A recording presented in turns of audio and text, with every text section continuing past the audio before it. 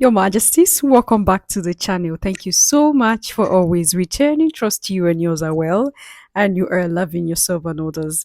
Like always, many thanks to all of you for the support you give to the channel. Thank you so much to those who gift us super thanks, to Mega Root Boy, and to all of you who have been gifting us super thanks. Thank you so much to anonymous supporters. Thank you so much, our channel members, all of you, my subscribers.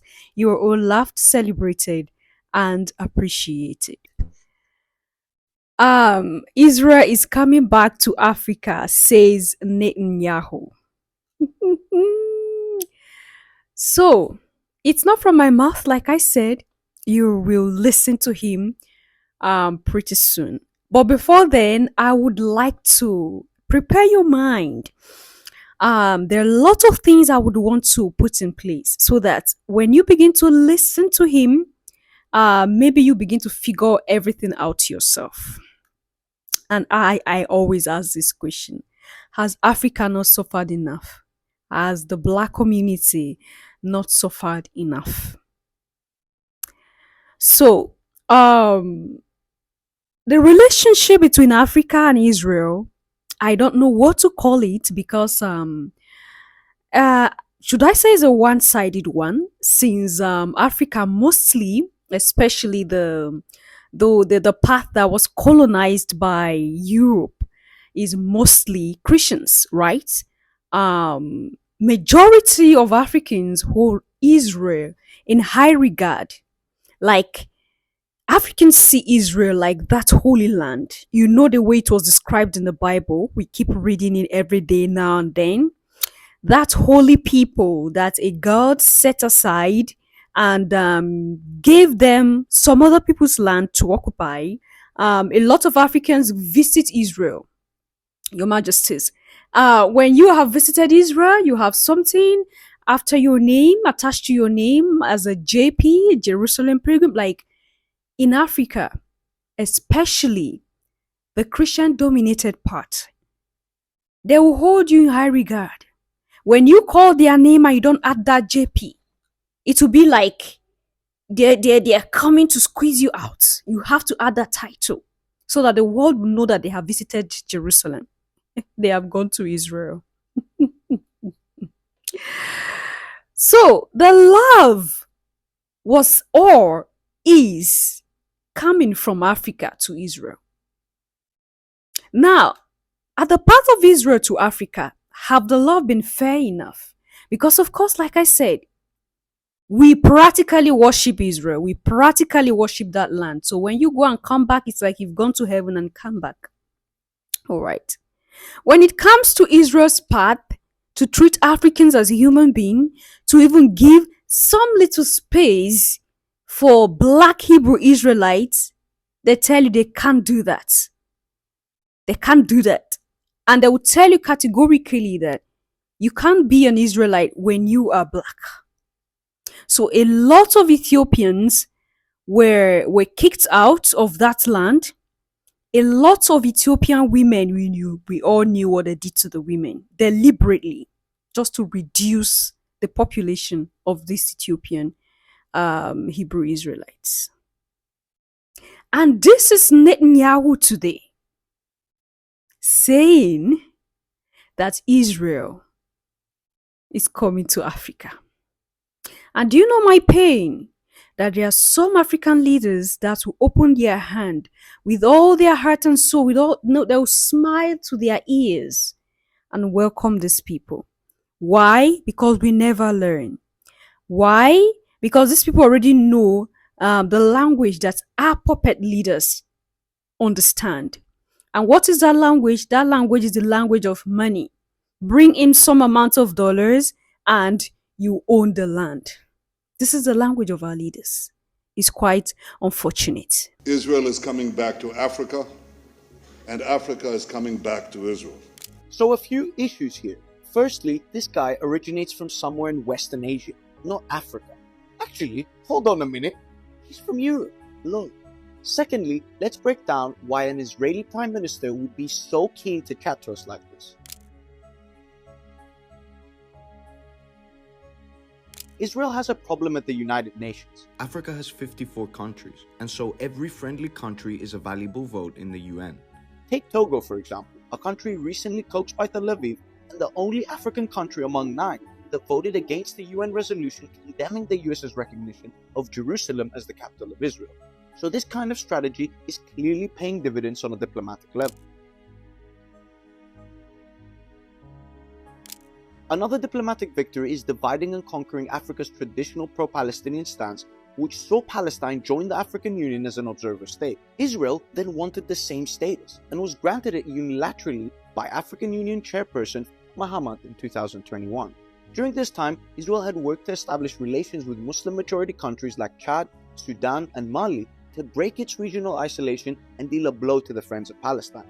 But this hasn't quite worked out, with its observer status since suspended and its diplomat booted out of the last AU conference. Yeah, that video went viral.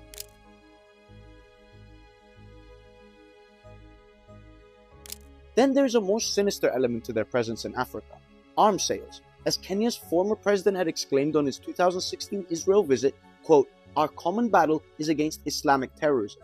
As such, Israel has sold arms and exported military training to countries around the Horn of Africa.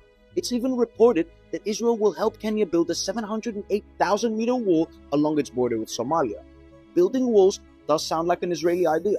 Not a very good one though, as this guy knows.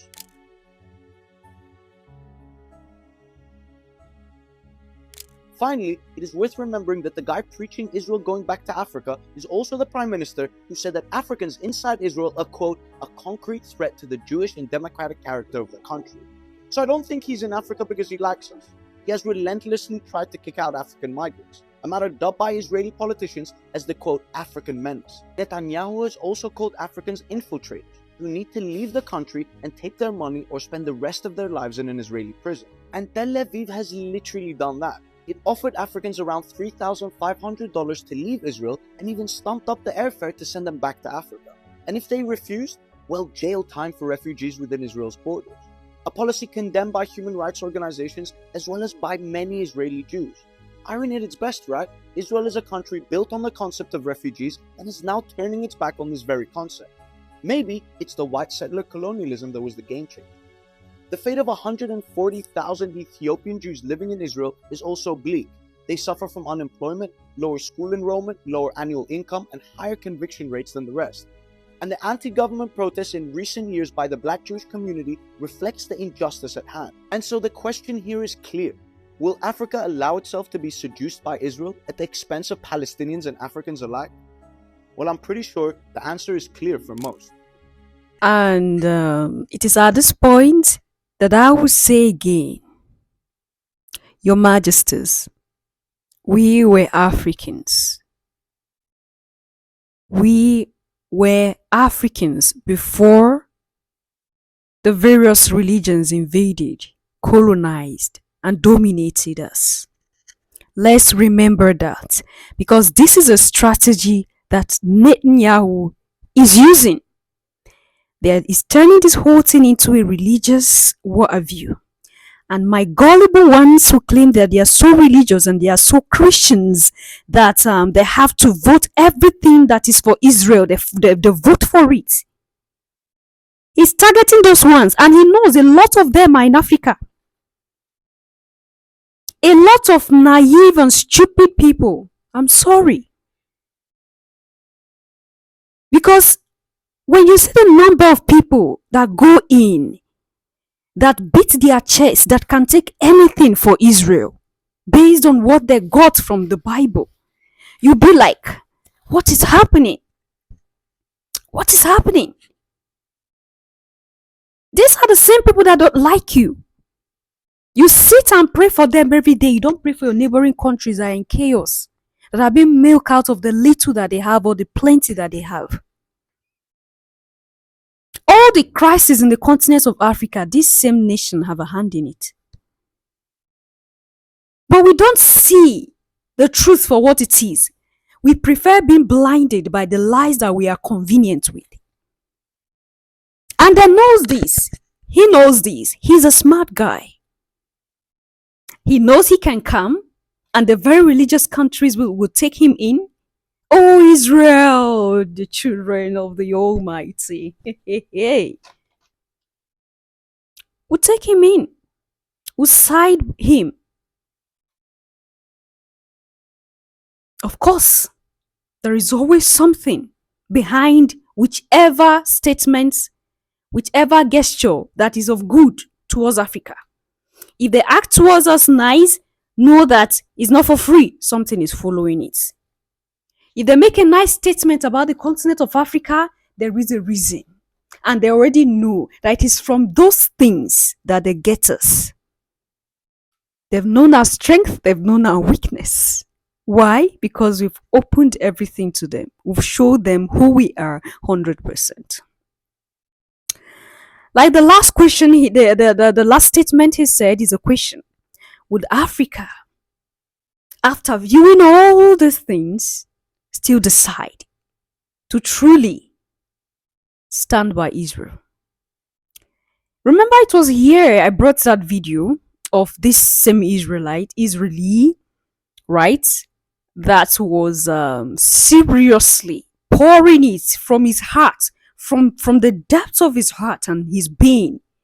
He was really pouring it on South Africa. Why? Because South Africa agreed to pull out their embassy from Israel if the war continues. And other countries that are not siding Israel, he insulted the hell out of all of you. This is the real person. These are their real persons. The authentic being is what you saw that day. The video is still up. It was the authentic being you saw that day. This one now is not real. If you doubt me, wait and see the results. What do you think, Your Majesties? Leave your comment and thought there at the section, and I'll see you in my next one. Until then, love yourself, I love others, stay safe, stay positive. Always, Your Majesties. Bye for now.